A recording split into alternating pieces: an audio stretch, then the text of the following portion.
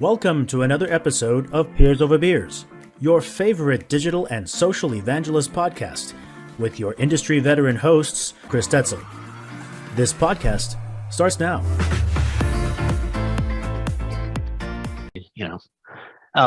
Welcome everyone to another Piers Over Beers. I'm Chris Detzel, and I have a special guest today. Wow, I'm a special guest. A very special guest. You've never been on Piers Over Beers. I know. Why has it taken so long? I'm offended. I'm sorry. So many people want on. It's just hard. No, I'm just joking. You're so popular. I just have to wait in line. That's fine. I'm happy to be here. I didn't introduce you. You're supposed to introduce yourself. Sorry. Just assume, right? No, just kidding. I'm Lauren. I'm happy to be here. Lauren Clevenger. I am the global head of seller community at Square. Awesome. Well, welcome to Piers Over Beers. Really happy to have you. And, I think I can't remember, but so this guy, Jake, we know is part of he is kind of the owner and CEO, founder, whatever, of this thing called Dinner 5, right? And so basically he has 5 community leaders, sometimes over to his house. They meet virtually, used to do this on-site thing. And I think we met, did we meet on-site? Yeah, at his house. Yeah. And it was just 5 of us, talking about community kind of stuff. And that was what, 2019, 18 or something? It was pre-pandemic, pre-world changing. But yeah, I think that's where we met too, although I feel like I was familiar with your name in the space for a while and, kind of knew of maybe, but we got to meet at Dinner 5 and love Jake, love this event and this program that he runs. I feel like it's truly one of the most special community events that I've ever been to. It's pretty cool. Just the idea where it's 5 people and, back then we were eating in person. We were at Jake's house having this amazing, foodie heaven catered meal. So creative, so cool. And it was, it's like that magic of a super great dinner party, except it's people that know exactly what it's like to be you and do your job and share your challenges. And we're all doing the same thing. We're all kind of at the same level in our career and our programs, which is also huge. And which makes a difference. Yeah, those are magic conversations to me. And obviously you form good bonds where we had the one dinner together in 2019. Now we chat all the time over Slack. And now we're here, Piers Over Beers. Yeah, I just thought, you've never been on Piers Over Beers. And I thought, wow, Lauren needs to be on. So here you are. I did bring a beer. Oh my gosh, you're the first person ever to bring a beer on. Really? Except for me, of course, but I know it's a little early, so I don't necessarily expect you to drink it, but feel free to open it up and drink it if you want. I mean, I haven't had lunch yet, so this would be my pre-lunch. Ooh, that'd be great. It is a light beer, so exactly. I think I will because I am thirsty. Is that weird? No. This is Piers Over Beers. Okay, so, I'm doing it. Oh, take a sip. Piers Over Beers. That's my commercial for you. Oh, this is great. This could be a nice little clip that I can just cut out and. Well, today's topic we were talking about it, and I really like it. And I don't know that we've had too many conversations on Piers Over Beers around how community works with the product teams. And I think it's so important. So I'd love to hear, and I've got all kinds of stories, but since you are the special guest, I would love to hear about, your past and how you've worked, with product teams. I know, think of ideation and things like that, but there's probably a lot more you can do with product teams on community. Yeah, I think it is a super important cross-functional relationship. Yeah. Especially if you're, in a B2B community, especially if it's a support, primarily a support function community, relationship with product is so huge. And really the tighter relationship that you have with product and engineering, I feel like the better value you'll be able to bring your community members through, to your point, a whole host of things, whether that's content geared around the product success or product releases, whether that's a feature request platform, some kind of like ideas space in your community, which we could talk about forever because those are tricky to do right. And I feel like everybody has a horror story about an idea site gone wrong. There's so many great events and things that you can do to prop up releases and be part of like a go-to-market strategy within your company. That is something that was super important to me when I was at Bigcommerce, where I was there for 6.5 years, managing our customer and developer community programs. And we did a lot with product, and it was really, really, really great.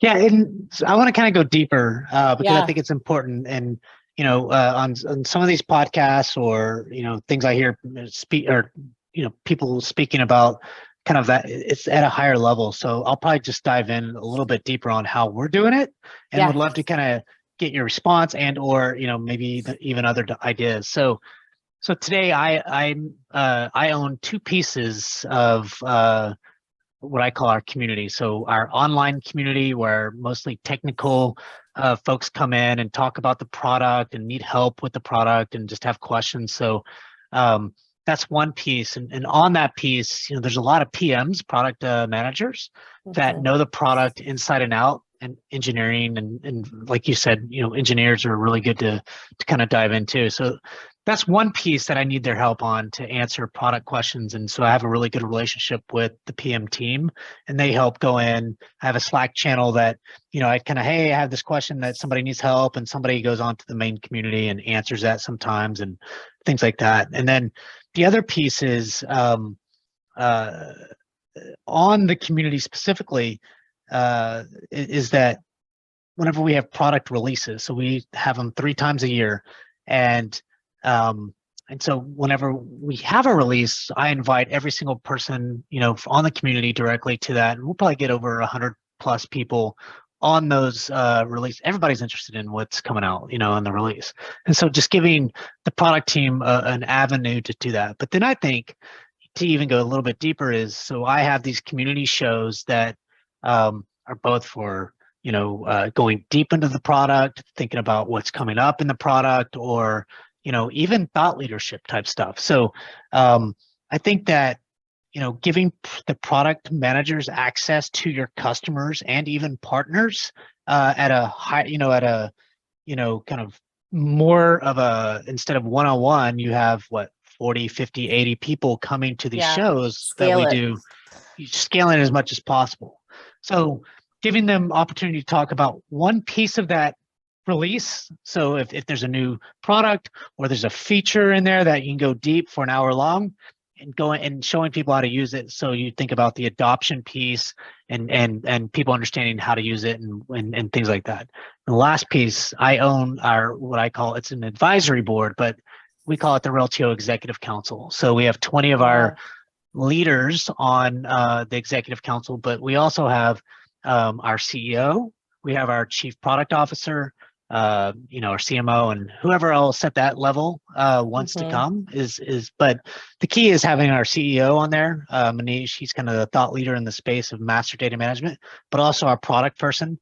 And so we have one coming up on October 6th, and we've got kind of this new thinking around our product that we want to kind of release to the market. But what he's going to do is present that, and we'll allow the executive folks to respond to it, to give input, and those kinds of things. So when you think of those two levels, on the technical level, but also the executive level, the things that I'm providing the product teams are technical, kind of go deep into the product, adoption, buy-in, whatever.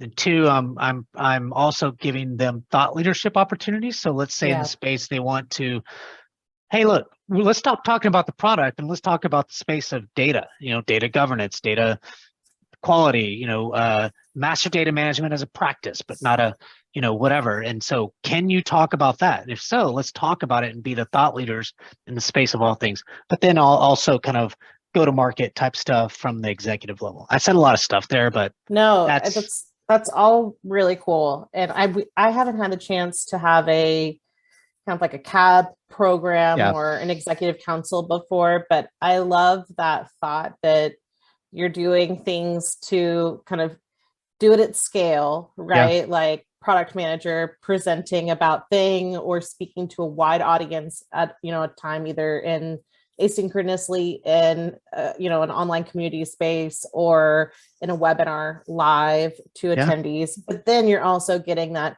super high quality, very distilled, like these are the opinions of the thought leaders, the movers and shakers, our most valuable customers. And let's take them right to the source, our leadership. So I like that you have both sides of that. I think that something that is worth talking about, and I don't have all of the magic answers here at all, but I think this is a struggle. I definitely don't. I have none of the magic answers, just a lot of attempts over the years. But I think it can be a struggle depending especially on the culture of where you work. You kind of just never know is how to make those inroads with product and leadership to make these things happen. Sometimes I think you can go into a place and they're like, yes, let's do it. And, like folks are really on board. It doesn't take much convincing.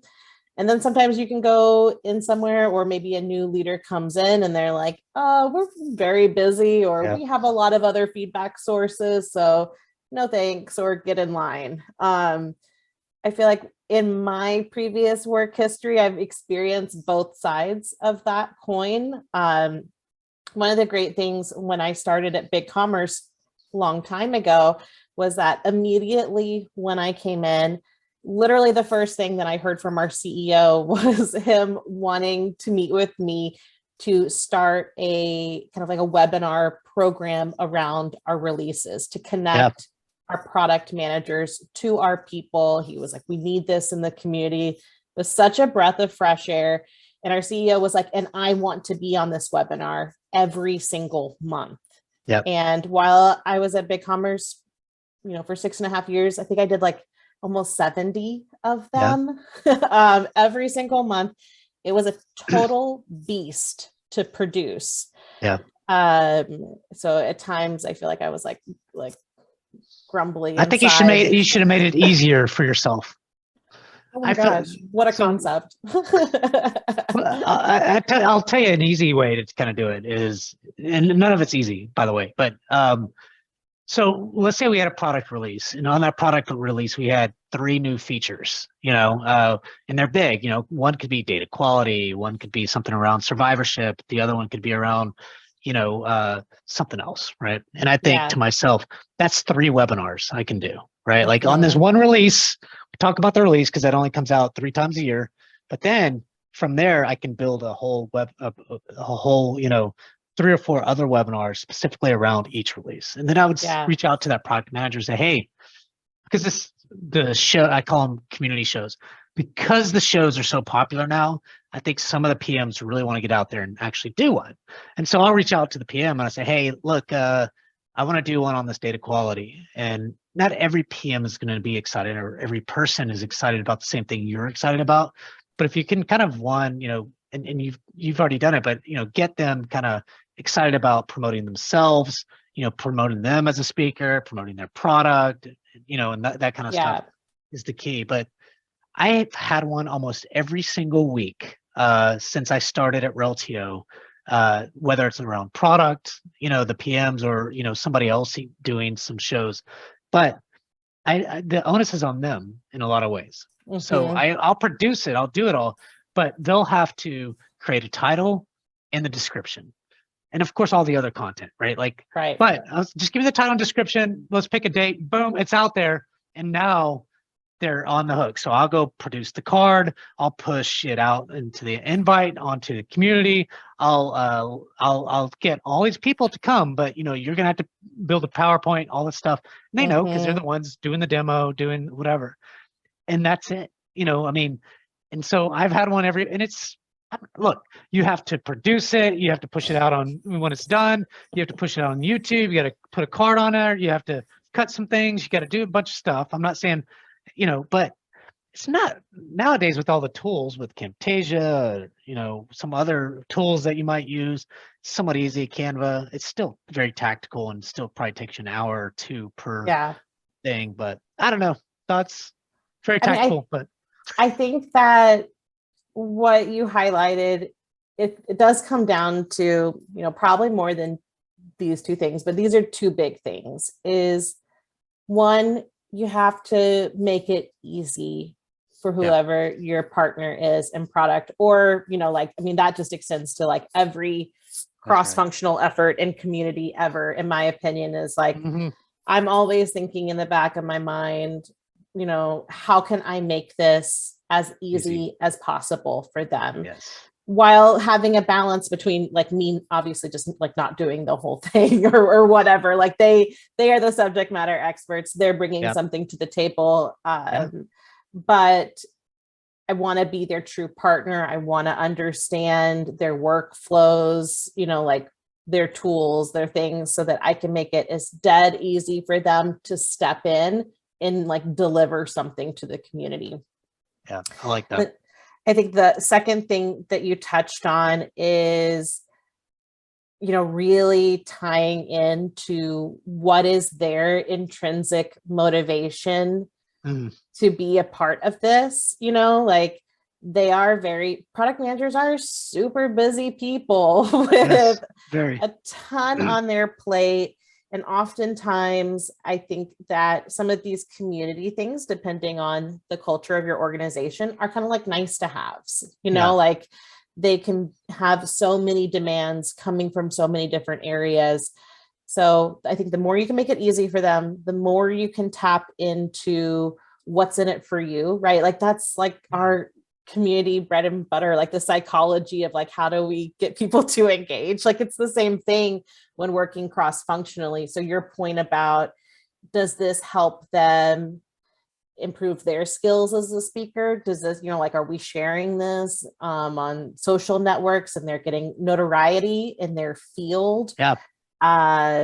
We ran for many years at Bigcommerce on the developer community side of things, a really great developer blog hosted on Medium. And I would work with our product and our engineering team to, write content for that. And they really had free reign a lot of times, besides the content briefs and the editing and all that stuff that I was doing to help make it easy for them and help make them shine.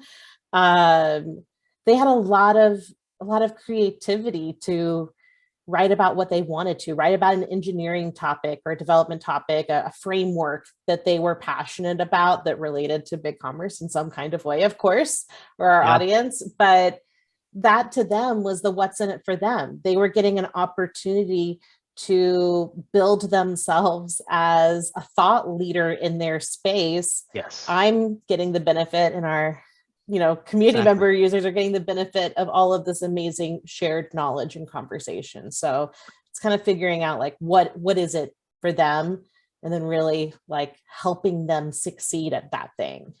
And I think, as you kind of think about content, whether it's the beauty about some of these webinars is that, and I tell these PMs, hey, look, I'm going to get the webinar out. You'll get some video. We can make some quick hit videos if you wanted, push it out on social and, you saying some smart things.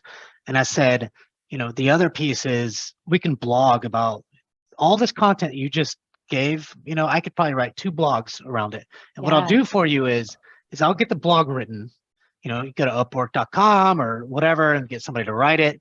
And then you'll have to edit it. So I can get you 65 to 70% of the way there.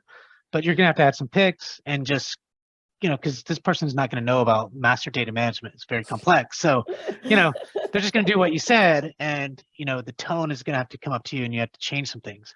And even that's hard for people to do. Yeah. But it sure is a lot better than starting from nothing to write a blog. You know what I mean? Like writing blogs are very difficult. It's a specific skill set, for sure. Like you said, if you can get people there, and help them to get 50, 80% there, and just say, hey, look, there's going to be some time commitment, but I mean, if I can get 1 or 2 blogs out on your behalf and you're publishing everything else, so you do I love that piece, because you have to make it as easy as possible for them. Still work, but no matter what, there's work. You're still asking for help. They're still doing work, but the most that you can reduce friction, the most that you can set them up for success, or, like you're talking about maybe on the back end, help them edit.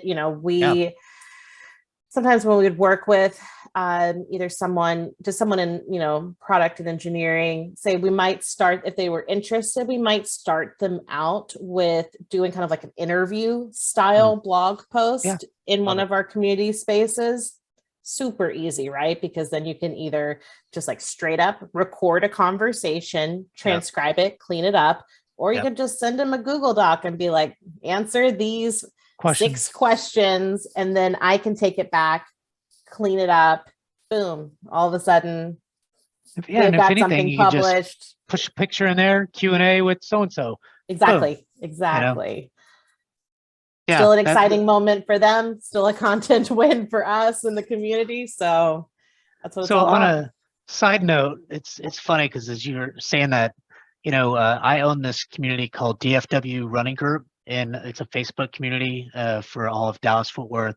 And there's 4,000 people in that community because, I've cultivated it, did some things. Facebook's pretty easy to kind of get people in, I love that you have like a side personal community that you manage too. That is like the true heart of like a community professional. Like you're doing it professionally and personally. Yeah. Hats off to you.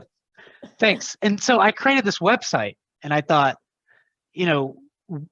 it's called dfwrunninggroup.com. That's all it is. And so I was like, what is helpful to runners? And my thought was, people are wondering, one of the questions that they always have is, where can I run? What group can I go run with? And so there's literally, and I just came up with this the other day, 18 running groups in the DF, there's probably more, but I found 18 running groups in the DFW area. So I just created a blog, and I asked a question, right, from the DFW Running Group. I said, hey, who's your favorite running group, that you run with? So I came up with 18. There's more, I'm sure. I just put it in a blog, 18 running groups within the DFW Metroplex, right? And then I just put links in them, little blurb about it, and so what I'm trying to do is create content, SEO over time, for people that are within Dallas and all the things. Same concept, right? Like if it's around your product or if it's around the space, the PMs become leaders in that. And then sometimes you can ask your community and then take that, not to get off a little bit, but I'm getting off a little bit, but take that content and push it out as a blog or, consolidate it and use it. These are just basic tips and tricks, to do, but you got to take it. You got to use it. That is something that is not always thought about. And it can be time consuming. So I think sometimes it can fall off, but the power of repurposing content is so huge. Yeah. And I think it's easy to, kind of forget about it. But say you do that great webinar with your product manager, there's only a certain percentage of people that are going to be able to attend at that time, or that care or have the time to watch the recap. Like, let's be honest, like even as a community person, I'm always like, is this going to be recorded? And then it's like, oh, whoops, it's like past my brain. I have totally forgotten to come back to the recording. Like that just happens with everybody. Yep. So it is so important to remember how you can repurpose content, how you can give it legs to, be extended and be valuable past that moment. And then remembering that like not everybody learns or intakes information the same way. So that blog post where you're doing a roundup later of a conversation, that might be the thing that is so helpful to somebody else or shows up in SEO later and is like, that's the piece I was going to bring up is, the other piece is, and I think you have to think about what is going to be helpful to the community and also what's going to be searched out in the future, right? Like if it's somebody's going to type in, a year from now or 6 months from now, something about, Reltio product release on, I don't know, whatever, data quality or something like that, or data quality for Reltio, or even just data quality or whatever. And if I'm on the first page, they're going to at least look at that and think, oh, what else is there? Maybe they read it, maybe they go, if I embed that video into the blog, maybe they're going to listen to the video, or if I can cut, which is a lot of time and effort, that video that says something about that specific piece of the blog, would be really great. But I think content, if all you could focus in on is content strategy-ish that is engaging to your users, that is key. I think that is a huge, big thing, an opportunity, especially if it's an open community, right? Like if it's closed, I probably have a little bit more difficulties kind of thinking about, well, although content's important, but it's only important to this closed community. You know what I mean? So I'm probably going to butcher this. And I definitely don't have all of the details, but a long time ago, I watched a CMX video from like a previous CMX summit that I did not attend. I don't know what year. That's why I did not do my homework to bring this up beforehand. So I'll have to give better credit later. But it was a woman named Bridget, works at Atlassian. And at the time, I'm not sure if she still does, but was running their content strategy for the Atlassian community and gave this amazing talk around their content strategy. So much so that I have referenced it for years. It is so great. But one of the things that she talked about in that presentation that really inspired me, and I kind of took that idea and ran with it and kind of reshaped it to work for us at Bigcommerce, was she had this whole section in that summit presentation talking about how they work with product marketing managers for all of the different product lines at Atlassian, and offer them, I don't know if this was her words or what I turned it into later, but kind of like a buffet of options around product releases and product lines. So she literally in the presentation showed the Trello board that they use when they're working with product marketing managers. I think you could extend this to product managers or whatever. That's where I'm going with this. But it was this great way to show the content that is available and the opportunities that community can provide to support a product or to support a product release. So it could be like, hey, so I don't know, for team supporting Jira or whatever, we could do an AMA with you. We could feature you on the next town hall. That was our webinar program at Bigcommerce. We could write a blog post. We could say this is a new product. We could set up a whole group or a section of the community or around this thing. So, but the idea was really like showing it out, a buffet of options so that you always had a touch point in these conversations to articulate what is possible with community. We did this at Bigcommerce, like I said, very inspired by this presentation. And we did the same thing where we had a Trello board. And I worked with our product leaders and our product marketing managers to develop kind of like a tiered system of how we looked at releases. Like, is this a tier 1 release? It's like a big deal, like a big press, yay, all the way down to like, this is a tiny changelog level fix in our product, like button moving here. And for each one of those categories or tiers, I would say, here's my recommendations of how we can bring this into the community.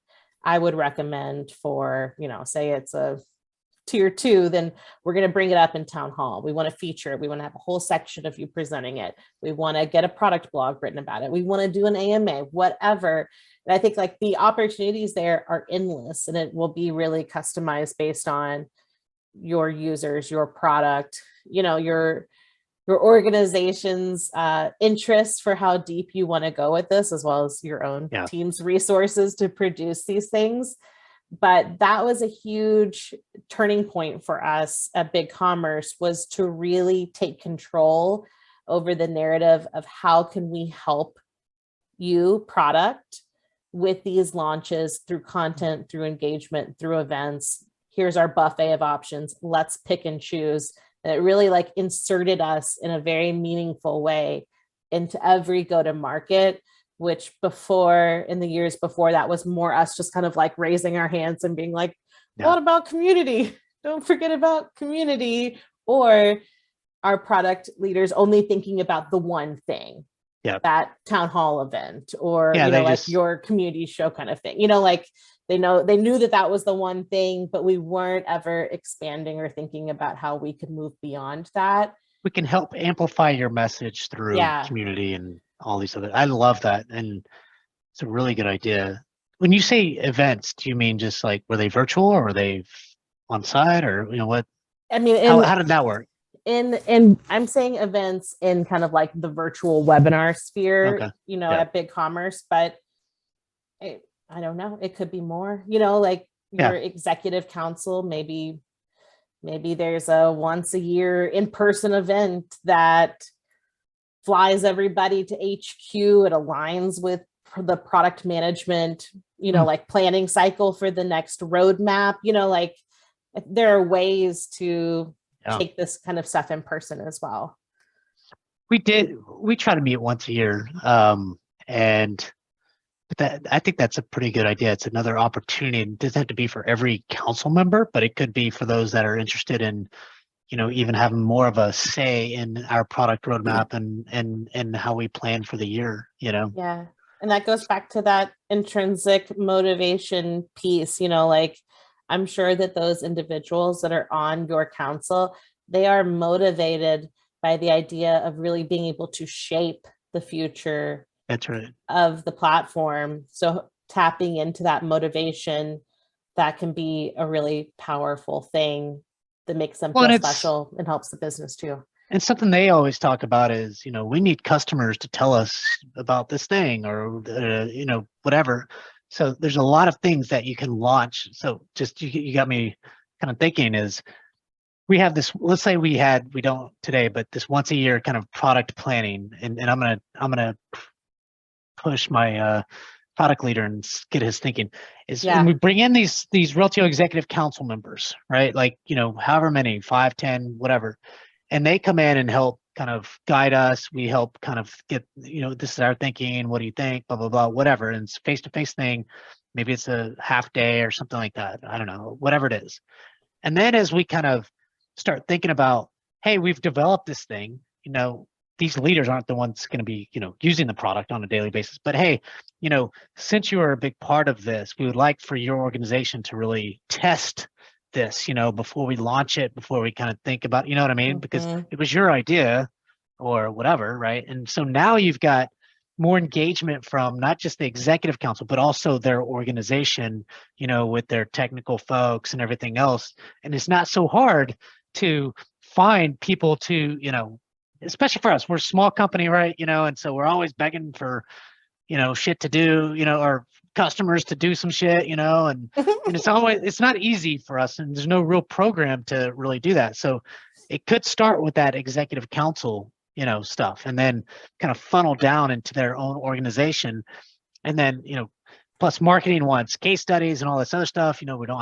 We have big customers that spend a lot of money with us, but we don't have just an over and abundant amount of customers. Does that make sense? Yeah. So, it's like, okay, well, we have this program that executive council does this for the product, but also the organization really. Then we can funnel that, help. And then we can also start thinking about, at the marketing level, how do we market you? How do we get case studies? How do we do all these things that can be helpful for there's probably a better way to do it than we do it today. It's interesting. Anyways, sorry. Always there. I mean, I think that's like the thing about community, and it's probably the same for you. This is year 11 or 12 for me. And there is literally never been a shortage of new things that you can do, or things that I haven't done yet that I want to achieve with a community program, or ways to make something better. Like never, ever, ever a dull moment or a satisfied moment where it's like, we did it. This is the perfect community. That's the beauty of having a job, right? Is you hope that, there's always, for us, there's always something to do. It's not like, and a lot of times we can create our own paths, or community paths, right? Like, since we own the community, we can guide and tell you what, and so sometimes that's hard though, because we don't always know. Yeah. It's like, well, what's next? If I have to think every year of something else to build, there's never, like, you're never satisfied with the things you've already built. So I got to do a lot of stuff over here, but I also have to think about this stuff over here, right? And it's like, oh my God, yeah, I want a user group program. Yeah, I want, a super user program. Yeah, you can't do all these things until, you have some people and you've got to somewhat build up. When you start a community from ground up, you can't just all of a sudden have a super user program. I don't think, I can't. Can't boil the ocean kind of vibe. Like, there's no shortage of things that can be done. The name of the game is like, when is the right time to do those things? Exactly. And so that's where I'm at today. But do they align with your goals? Yeah, but a lot of those things already align, right? Like, some of these things you already know what you're gonna have to go do. I'm not saying that a lot of this stuff is not going to steer away from building a super user program or whatever you call it, or those things are still going to be part of community, to some degree, champions program, I don't know, whatever you call it is doesn't matter. But it's been really good. Yeah, really appreciate this was coming on. A great chit chat. Yeah. Well, that's really the first time we've had just a one-on-one chit chat like this, I know. This is nice. We'll have to do it again if you're interested. Yeah. Not to put you on the spot live, but it's not really I'll live. come back. Oh, great. Well, thanks everyone for coming to another Piers Over Beers or listening to us. We'll be both on video and audio, of course. I'm Chris Detzel and I'm Lauren Clevenger. Thanks, Lauren. Thanks, Chris. Bye.